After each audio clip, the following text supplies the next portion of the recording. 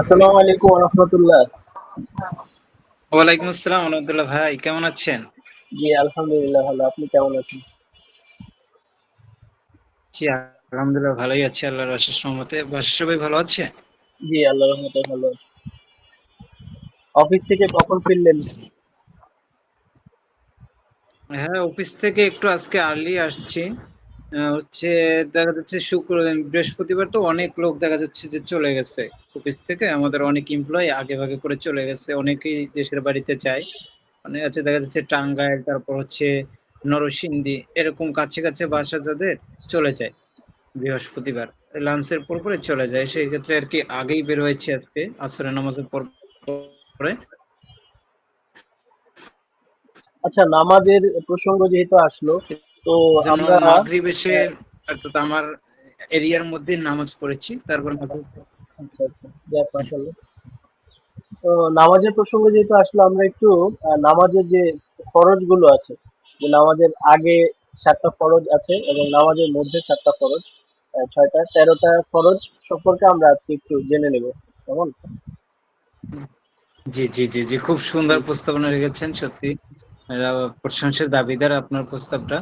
সেটা হচ্ছে যে আমরা জানি যে নামাজ হলো এমন একটা ইবাদত, যে ইবাদত হচ্ছে একজন মুসলমান কালেমা পড়ে সে নামে মুসলমান হলে তার কাজ হবে না, তার সর্বশ্রেষ্ঠ যে দায়িত্বটা সেটা হচ্ছে নামাজ।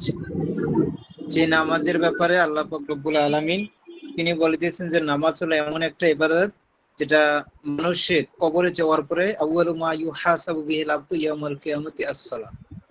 আল্লাহ রাসূল সাল্লাল্লাহু আলাইহি ওয়াসাল্লাম বলেছেন যে সর্বপ্রথম মানুষের যে বিষয়টি নিয়ে হিসাব হবে সেটা হচ্ছে নামাজ। সুতরাং আমাদের যা কিছু করি না কেন, যে জিনিসটা যতটুকু পরিপাটি করি না কেন, নামাজকে আমাদের একেবারে পরিপূর্ণরূপে আদায় করতে হবে। আবার অনেকে খুবই এক্সাইটেড হয়েছে যে নামাজ পড়লে এই যে আহ, আ- এই আসসালাতু মিফতাহুল জান্নাহ, নামাজ হলো এমন একটা যে জান্নাতের চাবি।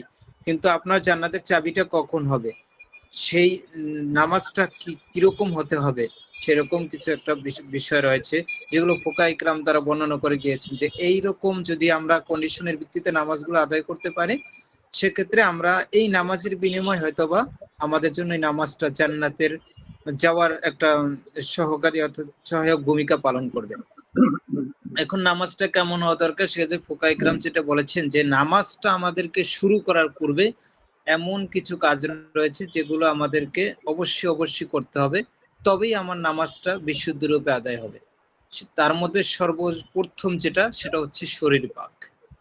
অর্থাৎ আপনি আমি যেই পোশাকটা পরিধান করে নামাজ আদায় করব, সেই পোশাকটা অবশ্যই অবশ্যই নাজাসাতে গলিজা, নাজাসাতে খফিফা ফেকায়ের ভাষায় এই দুইটা নাপাক থেকে অবশ্যই অবশ্যই পবিত্র হতে হবে। অনেকে আবার বলে থাকেন যে আহ, নাপাক অর্থাৎ ঘুষ, সুদ ঘুষ, তারপরে হারাম টাকা, এগুলো তো নাপাক। কিন্তু সাধারণত ফুকাহায়ে কেরাম এটাকে মিন করেননি, এটাকে উদ্দেশ্য করেননি। উদ্দেশ্য হচ্ছে যে আমরা প্রস্রাব পায়খানা অথবা অন্যান্য যে সমস্ত নাপাক গুলো বলে থাকি আমরা, অর্থাৎ বাহ্যিক। নাজসাতে গলিজা বা খফিফা, হ্যাঁ, দৃশ্যমান বা অদৃশ্যমান এই যে নাপাকগুলো আমরা যে সাধারণত বলে থাকি, এটাই উদ্দেশ্য, ওটা উদ্দেশ্য না। এরপরে হচ্ছে কাপ- শরীর পাক, কাপড় পাক। শরীর পাক অর্থাৎ হচ্ছে যে আমি এতক্ষণ যে বলেছি কাপড় পাক, কিন্তু শরীর পাকের ব্যাপারটা হচ্ছে আপনার শরীরটা যদি আপনার অজু করার প্রয়োজন হয় তাকে অজু করতে হবে, আর যদি গোসলের প্রয়োজন হয় তাকে গোসল করতে হবে। এটাই, আপনার যদি গোসলের প্রয়োজন হয় গোসল করে নিলে আপনার শরীরটা পাক হয়ে গেল, অজুর প্রয়োজন হলে তার অজু করে নিলে আপনার শরীরটা পাক হয়ে গেল। তাহলে প্রথম শর্ত আমাদের গোসল অথবা অজুর দ্বারাই হয়ে গেল। এরপরে কাপড় পাক, কাপড়ের পাকের ব্যাপারে আমি পূর্বেই বলে ফেলছি। এরপরে হলো নামাজের জায়গা পাক। অর্থাৎ আপনি আমি যেই স্থানটায় দাঁড়িয়ে নামাজ আদায় করব, সেই স্থানটা অবশ্যই দৃশ্যমান নাপাক থেকে পবিত্র হতে হবে। যদি হ্যাঁ এরকম হয় যে কোনো নাপাক আছে কিন্তু আপনার আম, জেহেনে নেই অথবা আপনার মেধায় নেই বা আপনার জানা নেই যে এখানে কোনো নাপাক আছে, যেমন প্রস্রাব, এটা একটা তরল জিনিস, এটাকে আমরা বুঝতে পারবো না, যদি সামহাও এখানে থেকেও থাকে সেজন্য কিন্তু আপনাকে ধরপাকড় করা হবে না। যেই নাপাকটা আপনি সচক্ষে দেখতে পাচ্ছেন সেই নাপাকটাই উদ্দেশ্য, তারপরে যথাসম্ভব আপনি এটাকে জাস্টিফাই করে নেবেন যেখানে কোনো নাপাক আছে কিনা। সেক্ষেত্রে দেখা যাচ্ছে আমরা জানি যে জমিনের সমগ্র স্থানই হচ্ছে সিজদার স্থান, যেটা হযরত মুহাম্মদ সাল্লাল্লাহু আলাইহি সাল্লামের যতগুলো শ্রেষ্ঠত্ব আছে তার মধ্যে অন্যতম হচ্ছে যে অজুইলাত লিয়াল আরদু মাসজিদাও ওয়া তুহুরা।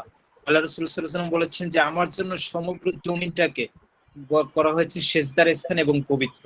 যদি সেটা কোনো দৃশ্যমান নাপাক থেকে মুক্ত হয় তাহলে সেটাই পবিত্র।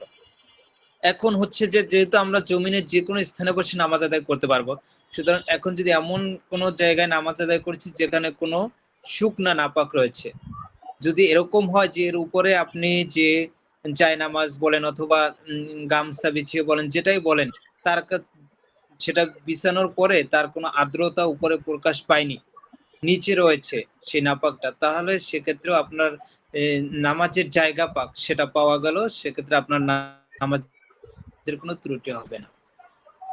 এরপর হচ্ছে সতর ডাকা।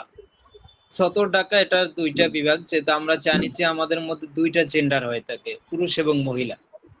সো যেহেতু আমাদের সৃষ্টিগতভাবে পুরুষ এবং মহিলা তাদের ভিন্নতা রয়েছে, সতরের ক্ষেত্রে সেরকম ভিন্নতা রয়েছে। যেমন একজন পুরুষের সতর হচ্ছে নাভির নিচ থেকে হাঁটু পর্যন্ত, অর্থাৎ সে এতটুকু যদি ডেকে নামাজ আদায় করে তাহলে তার খরচটা আদায় হয়ে গেল। তারপরে এর মানে এই নয় যে আপনি একেবারে খোলা শরীরে নামাজ আদায় করবেন, সেটা কিন্তু আবার পোশাক থাকা অবস্থায় খোলা শরীরে নামাজ আদায় করা মাকরুহ, সেটাও করা যাবে না। এটা যখন আপনি এমন স্থানে আছেন যে এখানে আপনার শুধু এতটুকু ঢাকার মতন পরিবেশ আছে, এর চেয়ে বেশি পাচ্ছেন না, সেক্ষেত্রে এটা। বাসায় বসে আপনি গরমের কারণে পোশাক পরিধান করবেন না, সেটা কিন্তু হবে না, সেটা আমাদের খেয়াল রাখতে হবে। তবে ফরজ আদায় হয়ে যাবে যদি আমি নাভির নিচ থেকে হাঁটু পর্যন্ত ঢেকে রাখি। আর মহিলাদের হচ্ছে সমগ্র শরীর, সমগ্র শরীর, তবে হাতের তালু আর হচ্ছে মুখমণ্ডল এটা যদি খোলা থাকে সমস্যা নেই, তবে পা থেকে মাথা পর্যন্ত সমস্ত অংশটা ঢেকে রাখতে হবে তাদের। এটা হচ্ছে মেয়েদের ক্ষেত্রে। এরপরে হচ্ছে আমাদের যে ফরজ নামাজের, অর্থাৎ নামাজ শুরু করার পূর্বে আমাদের যেটা পেতে হবে সেটা হচ্ছে কিবলামুখী হওয়া। কিবলামুখী হওয়া অর্থাৎ কেবলার ভিন্নতা রয়েছে, আমরা মনে করি পশ্চিম হচ্ছে কেবলা, আসলে ব্যাপারটা এরকম না।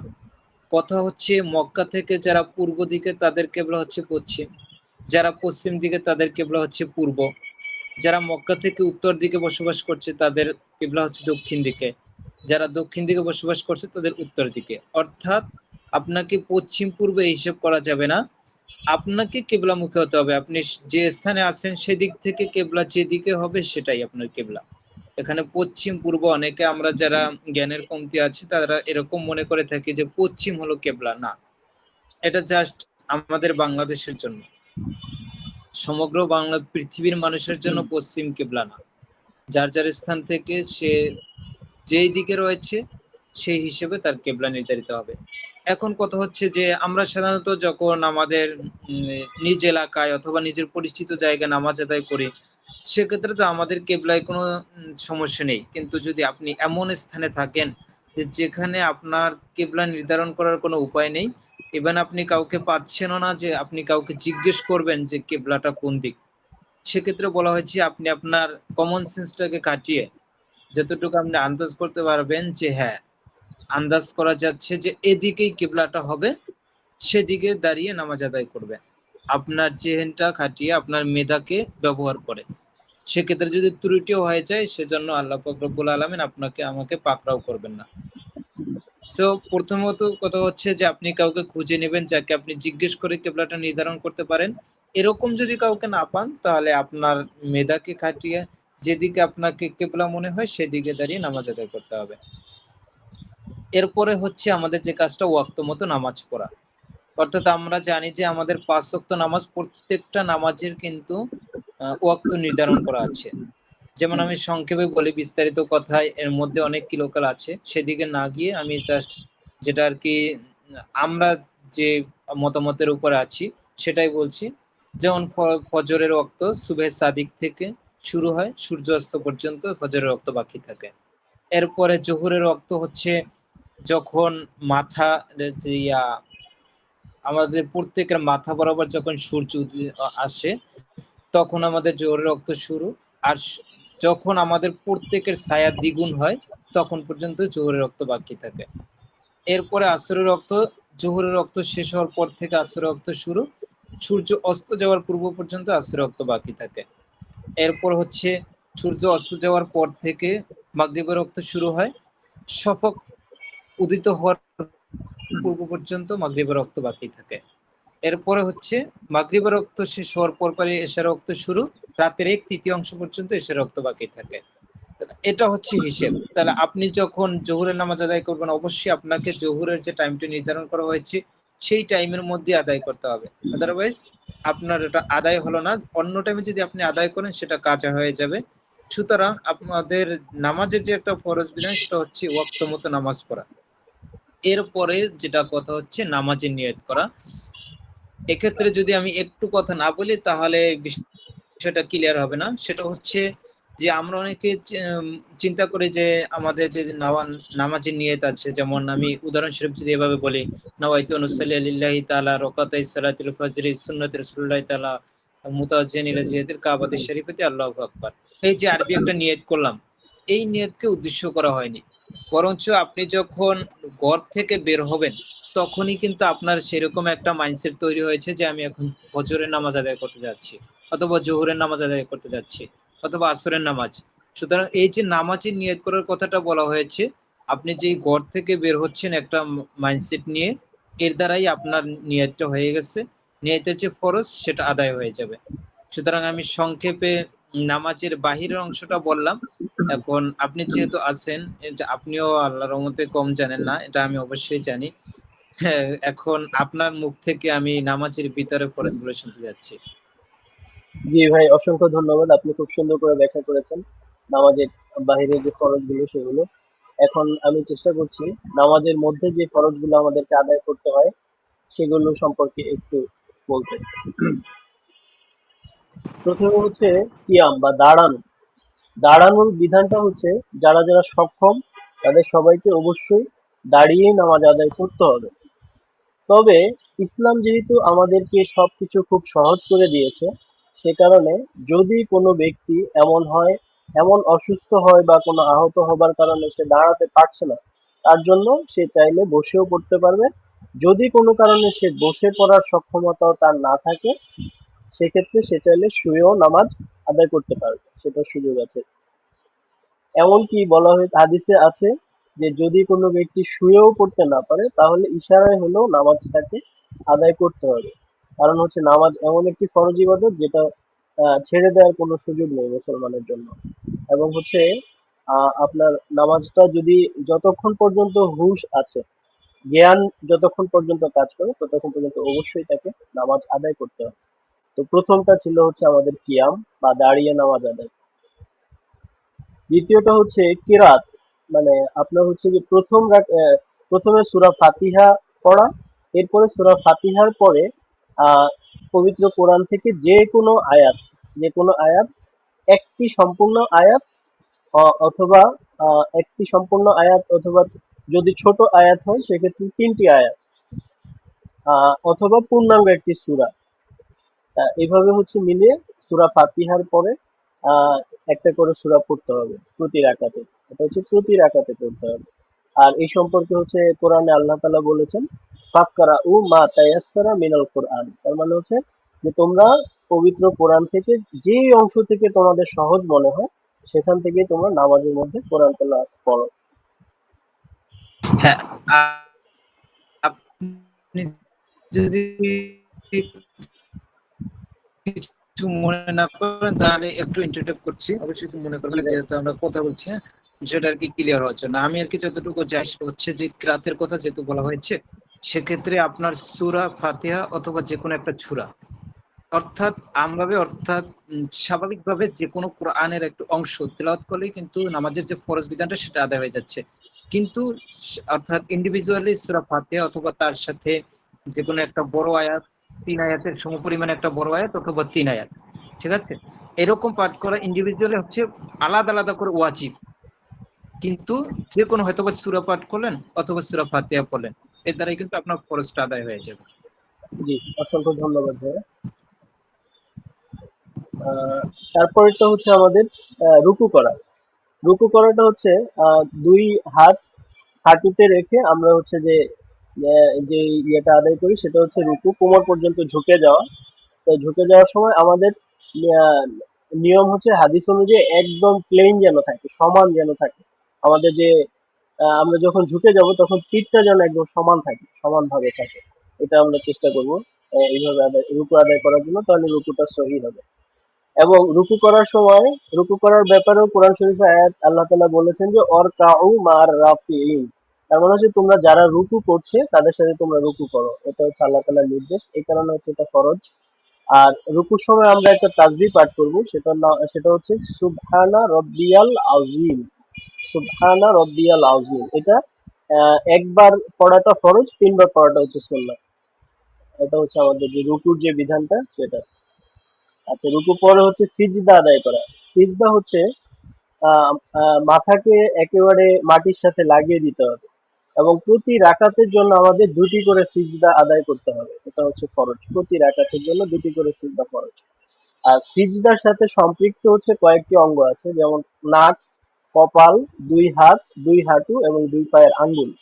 এগুলো সবগুলো যাতে সিজদা করা হচ্ছে এমন যেন বোঝা যায়। যেমন নাক কপাল তো সরাসরি মাটিতেই লাগানো লাগবে, আর হাতটা থাকবে মাটির উপর, হাতই থাকবে মাটির উপর সরাসরি। আর পায়ের আঙ্গুলগুলো যেন কিবলামুখী থাকে সিজদা অবস্থায়, এটা হচ্ছে নিয়ম হাদিস অনুযায়ী। তারপরে হচ্ছে যে আহ সিজদার যে দুই সিজদার মাঝখানে যে বসা, দুইটা সিজদা যখন আমরা আদায় করব এর মাঝখানে এক তাসবিহ, অন্তত পক্ষে একটা তাসবিহ যেন আদায় করা যায়, এইটুকু পরিমাণ সময় অন্তত পক্ষে আমাদেরকে বসতে হবে। অনেকে বলেন যে তাসবিহ পাঠ করাটা ভালো, আর না না পাঠ করলে অন্তত পক্ষে বসতে হবে। তার মানে হচ্ছে ধীরে সুস্থে দুইটি সিজদা আদায় করতে হবে, এবং দুটি সিজদার মাঝখানে অল্প একটু সময় আমাদেরকে বসতে হবে। এই সময় কোনো মানে তাড়াহুড়া করা যাবে না, দ্রুততার সাথে আদায় করা এগুলো করা যাবে না, করাটা তাহলে নামাজ নষ্ট হয়ে যেতে পারে। তারপর হচ্ছে শেষ বৈঠকে তাশাহুদ আদায় করা। যেমন যদি দুই রাকাত বিশিষ্ট নামাজ হয় সেক্ষেত্রে দ্বিতীয় রাকাতের যে তাশাহুদ সেটা হচ্ছে ফরজ। আর যদি চার রাকাত বিশিষ্ট নামাজ হয় সেক্ষেত্রে চতুর্থ রাকাতে বা শেষ রাকাতে যে ফরজ বসার সময় আমরা তাশাহুদটা পড়বো সেটা হচ্ছে ফরজ। তাশাহুদ পড়ার সময় তাশাহুদের দোয়াটা তো আমরা সবাই জানি যে আত-তাহিয়াতু লিল্লাহি ওয়াস সালাওয়াতু ওয়াত তাইয়্যিবাত। এই দোয়াটা একদম শেষ পর্যন্ত আমরা তাশাহুদ বৈঠকে থাকা অবস্থায় পড়াটা, এটা হচ্ছে ফরজ আবশ্যক। আর এরপরে সর্বশেষ আরেকটি ফরজ আছে, সেটি হচ্ছে যে আহ, সালামের মাধ্যমে নামাজ শেষ করা। নামাজ যখন শেষ হয়ে যাবে তখন আমরা ডান পাশে এবং বাম পাশে আসসালামু আলাইকুম ওয়া রাহমাতুল্লাহ বলে দুই পাশে আমরা সালাম ফিরিয়ে নামাজটা কমপ্লিট করে দিব। এই ছিল সংক্ষেপে নামাজের ভিতরের যেই ফরজ গুলো আদায় করতে হয় সেগুলো সংক্ষিপ্ত বর্ণনা। তো আমরা যদি এগুলো যথাযথভাবে আহ, পালন করতে পারি তাহলে আশা করা যায় আল্লাহ তাআলা আমাদের নামাজকে কবুল করবেন।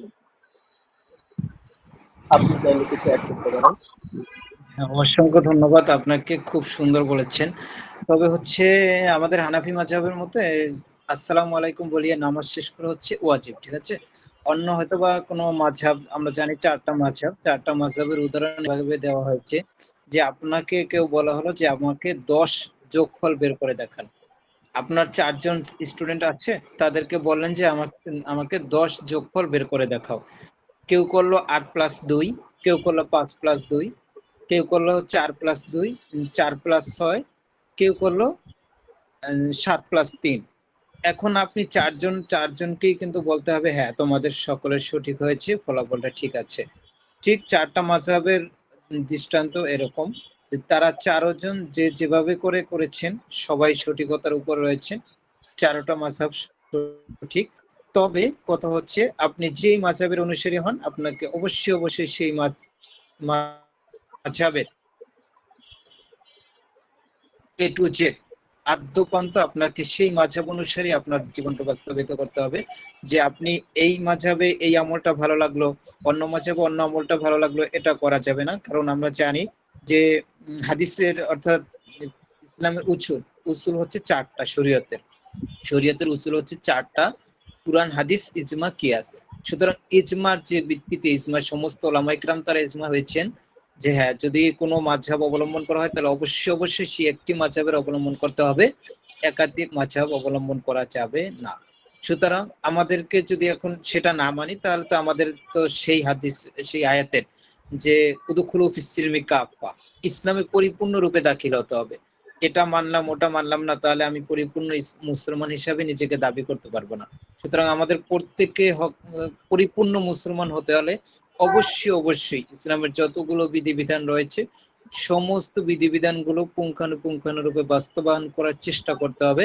আর আল্লাহর কাছে দোয়া করতে হবে আল্লাহ যেন সমস্ত বিধিবিধানগুলো, তাহার নির্দেশ, তার হাবিবের নির্দেশ এবং তাদের নিষেধগুলো আমরা যেন সেইভাবে যথাযথভাবে পালন করতে পারি, এই দোয়া করতে হবে। তাহলে পরিশেষে আমি এটাই বলবো যে আপনি অসংখ্য ভালো বলেছেন, আমিও চেষ্টা করেছি। ভুল ত্রুটি অবশ্যই ক্ষমা সুন্দর দৃষ্টিতে দেখবেন। আম, আশা করি আমাদের যে আলোচনা করেছি, যারা আমাদের এই আলোচনা শুনবেন তারাও এর থেকে কিছু জানতে পারবেন। আর সকলের প্রতি এটাই আহ্বান জানাবো যে আমরা কোনো অবস্থাতেই যেন নামাজের ব্যাপারে অবহেলা না করি।